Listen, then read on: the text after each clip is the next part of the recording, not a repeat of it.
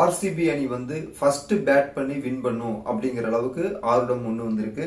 ஆருடம் 2, அதாவது டார்கெட் அப்படிங்கறது வந்து பாத்துட்டீங்க அப்படின்னா, அதாவது இந்த டார்கெட் மட்டும் கொஞ்சம் டீப்பா போகலாம்.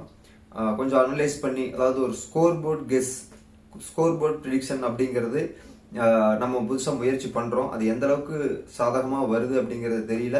இருந்தாலும் நம்ம முயற்சி பண்ணலாம். சரிங்களா? நான் முயற்சி பண்ணிருக்கேன். அது எந்த அளவுக்கு வருதுன்னு பார்க்கலாம். இந்த டார்கெட் அப்படிங்கிறது வந்து பாத்தீங்கன்னா ஃபர்ஸ்ட் பேட் பிடிக்கக்கூடிய டீம். சரிங்களா? அதாவது ஆர்சிபி அணி வந்து 294 ரன்னுக்கு 6 விக்கெட் இழப்பு அப்படிங்கிற மாதிரி ஸ்கோர் போர்டு வரதுக்கு வாய்ப்பு இருக்கு.